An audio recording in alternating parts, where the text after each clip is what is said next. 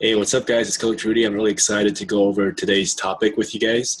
It's a very important topic. A lot of you have been asking me the whole idea of carbs and how is it good for you? You know, should I have carbs? Should I eliminate carbs? And if so, what kind of carbs should I have? When should I have it? So we're going to be unpacking all that for you guys today. So before we get started, you know my routine. I got my hot lemon tea there.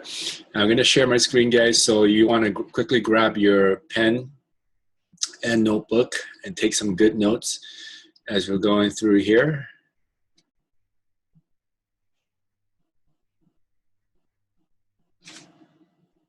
All right, guys. So let's rock and roll. Let's walk you guys through the webinar.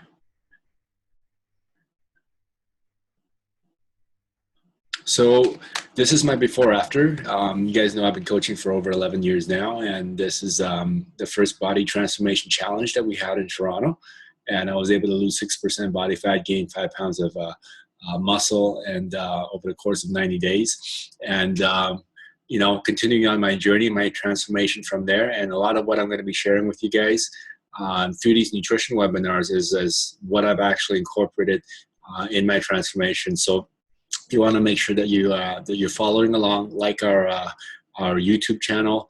We're going to be always giving you tons of value and information.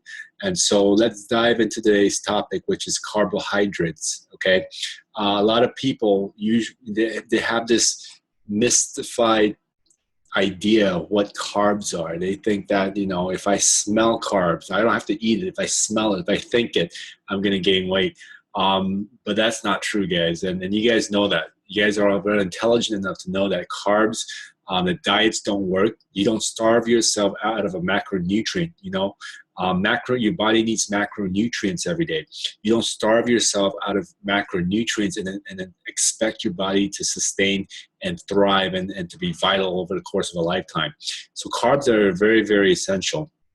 And as you can see here, they're the primary source of fuel for your muscle and your brain, guys. Okay, carbs are the primary source of fuel for your muscle and your brain. So how do I say that? If I flip that coin over, if you don't have carbs, then your muscle and brain are not adequately and properly fueled.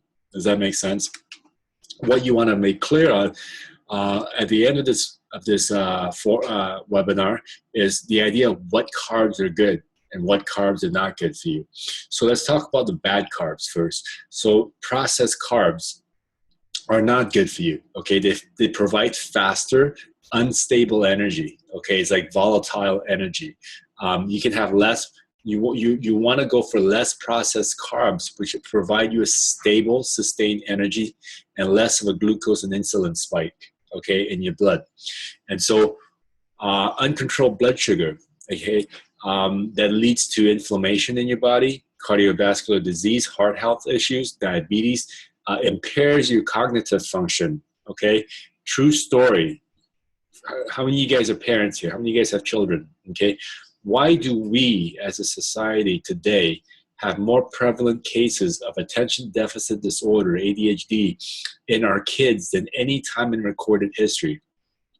You know, we are smarter today. We have more technology today. We have better science today. We have, you know, we should be at a better place today. But how come our kids are becoming more and more impaired today? Okay, and the reason for that is because they're not getting nutrients. Okay, in their young bodies, they're getting sugar. Okay, their breakfast cereal is nothing but sugar. Their snacks at school is nothing but sugar. Their lunch in the cafeteria is nothing but sugar. What most parents pack for them in their lunch bag is nothing but sugar, whether refined, processed, solid, or liquid form. What do you think is in the juice box that that they're having for with their lunch? Okay, and so what we want to do is be able to limit limit the number of bad carbs in your body, bad sugars in your body, because at the end of the day, what do carbs break down into? Carbs break down into blood sugar, okay? So we'll talk a little bit more about that as we go along today. You want to choose brown and close to the ground carbs. That's the general rule. Remember our conversation on protein? You want to choose protein sources with less legs, right? No legs better, like seafood, 2 legs, chicken. You know, with carbs, the idea is brown and close to the ground, like brown rice as opposed to basmati rice, or opposed to jasmine rice, or opposed to white rice, which is very, very starchy. And so you want to make sure that you have your carbs with at least 3 grams of fiber to stabilize energy. We talked about when you add fiber to your carbs and you add and protein, it provides the most sustained, stable energy. And carbs also keeps you feeling full and protects your heart. And you want to make sure, like we just talked about it, you want to make sure you have your carbs with your protein along with your fiber. So glycemic index. What is a glycemic index? Not all carbs are created equal, okay? Carbohydrate-rich foods such as fruits, vegetables, grains, and sweets, they all end up raising your blood sugar. That's what I just said to you. Protein, when it's digested into your bloodstream, it gets broken down into amino acids that your muscles and your body may utilize. Okay, they need to form a complete branch of an amino acid to be able to be utilized. Carbohydrates, when they get broken down into your body, gets broken down and absorbed in as sugar. Okay, which is fuel. Right? Like we talked about, it's the primary fuel for your muscles and brains, and it keeps you mentally and physically going, alert, present throughout your day. But not all carbohydrate containing foods are created equal. Some of them spike your blood sugar like a rocket ship. Okay, it goes straight up. Okay, like the hot cup of coffee with 3 sugars and 2 milks and 2 creams in the morning. That's going to shoot your blood sugar straight up, and then it comes crashing down after. Nothing that ever goes up that fast is ever sustainable. Okay, write that down. And so what you want to do is you have the carbs that do that, they go straight up. In terms of your blood sugar level, they rank high on the GI chart. Okay, GI meaning glycemic index. And so the index basically ranks food from fast to slowest in terms of how fast your blood sugar rises after you eat them. And the idea is that you want to go for something that's low on that chart or low on that index as opposed to high on the index. Okay, and so what are some of these examples look like? Okay, so a high glycemic index or anything with a 70 and above, basically don't eat that stuff. Okay, these are red flags. I'm going to give you some examples here in a second. Moderate glycemic index, eat with caution, discretion, limit yourself with these, and then they come in on the index between 55 and 69. And low glycemic is 0 to 54. Okay, I want you to write these numbers down. Okay, so you want to go with you want to consume your carbs, everything in the green area. Okay, so what does that look like? Look at what's on the high area, guys. This is what a lot of people eat, okay? I'm Asian. You guys haven't noticed that? I grew up eating white rice. You know, we have a bowl of white rice for breakfast, a bowl of white rice for lunch, a bowl of white rice for dinner. I think I've never recalled a day not eating rice growing up. It's such a staple in our household. But white rice, jasmine, basmati, sushi, okay? Those are some of the starchiest carbs you can put in your body. They spike your blood sugar level. Have you ever had Persian rice? You could fall asleep at the table eating Persian rice. The bigger the drop, the starchier it is. Do you ever wonder why if you have like fried rice for lunch, why you feel like falling asleep like 30 minutes later? That's why, right? I'm speaking from experience here, guilty. I don't do it anymore, but look what's also over there, guys, corn, okay? Not just, corn, but popcorn, okay? And if you're cooking with corn oil, okay, something to think about. We have potatoes there. We have soda, Coca-Cola, Pepsi, 7-Up. My grandma, when she was visiting me from Singapore, I like to take her around. I love that, doing what I do. Whenever I have my family or people visit, I have flexible time to spend, my valuable time with them. I cherish the time I spend with my grandma. I really love her a lot. And I would take her out, you know, to the parks. You know, sometimes she loves to go to the malls. I don't know what's up with elderly people, why they like going to malls. But I guess she likes walking around. And one day she was in the mall and I had to take a phone call from a client, and she had eventually wandered off into a store. And then when I got off the phone, she was walking out with a can of 7-Up or Sprite or one or the other. And I was like, Grandma, what are you doing? And then she's like, oh, it's 7-Up. And I'm like, I don't want you to drink that. And she was like, oh, no, why? What's wrong? I like it. And I'm like, well, it's not good for you. And I was like, do you know that, you know, one of these cans of 7-Up has over 50 grams of refined sugar, not the good sugar, the refined sugar in there. And she goes, what? But there's a lemon on the can. She thought it was healthy because there was a lemon on the can. And I was like, you know what? I took it from her and I threw it in the garbage can. I gave her a bottle of water. Needless to say, she didn't talk to me for a couple of hours, but it's all good now. She still loves me. Donuts, okay, Timbits, muffins. What do you think is in that stuff? Okay, stay away from those high glycemic index foods. 70 and above, don't eat those. Medium, you know, this is where a lot of the fruits will fall under. A lot of times people say, hey, you know what, Rudy? I have fruits for snacks. I eat fruits all day. I have fruits, you know, I have pineapple, I have watermelon, I have mangoes, I have grapefruit. And they eat fruits all day, but I don't know why I'm not losing weight. Okay, so do I need to go on further about that? An apple a day. Apple falls in the low glycemic index here. You can see from the right here. I put a third of a banana after having my workout in my shake. After my post-workout shake, I put a third of a banana, 1/3 of a banana in my shake. I don't have a full banana. Okay, I don't sit there snacking on a pineapple. I have like an occasional mango. But it's so sweet now, even for my taste buds. And also breads. Okay, breads. A lot of times people say, I had a few conversations with some clients, and they asked me, hey, Rudy, can I have bread for, you know, sandwiches? And I told them, well, typically I don't like to eat processed, refined carbs. And bread is processed. You don't dig the earth and uncover a loaf of bread. Okay, somewhere, somehow, someone process and manufacture this loaf of bread for you. And so whole wheat is always better than white bread, but at the same time, I don't like really putting processed stuff in my body. So I actually don't have too many sandwiches. I don't eat too much bread. I'm not gluten-free or anything like that, but I don't eat too much bread. And a low glycemic index here, you can see here, you have, you know, peanuts, tomatoes, your apples. So you want to make sure that you're snacking on stuff that's on the low glycemic, okay? Low glycemic will also give you sweet potato, brown rice, quinoa. You know, like I said, brown is what you want to go for, right? Whole, and so carbs are your friend, okay? So I also want you guys to understand how carbs can help you lose weight and help you burn fat, okay? Like we just talked about it.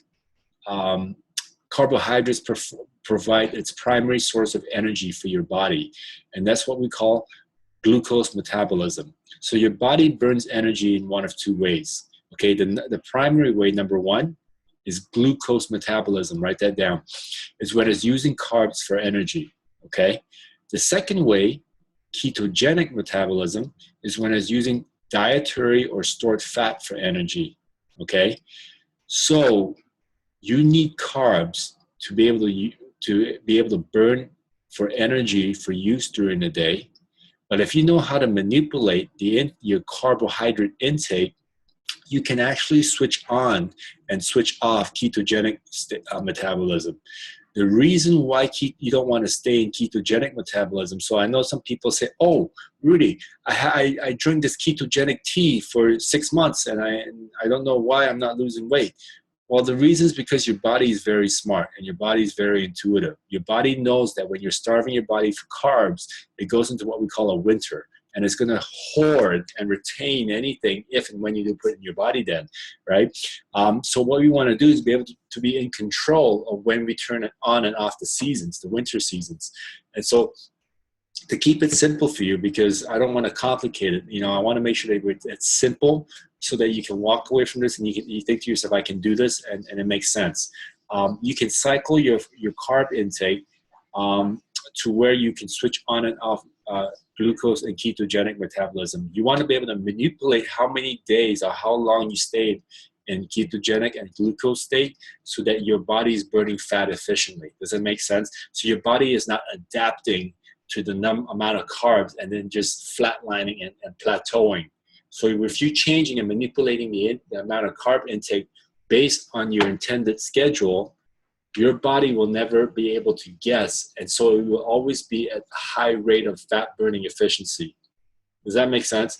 So, we just talked about it, why you don't want to stay in ketogenic state. These are some examples of complex carbs I gave you guys already. I said minimal breads and pastas and tortillas and stuff like that.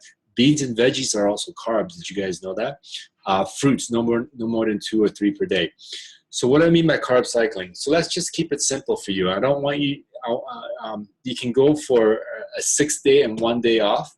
And so what I mean by that is this. So all of you are on your Herbalife shakes every day, right? So that eliminates any guesswork out of it, right? So you have your shakes twice a day, and then you have your snacks, and then between your meals, and then you have your whole food meal, right?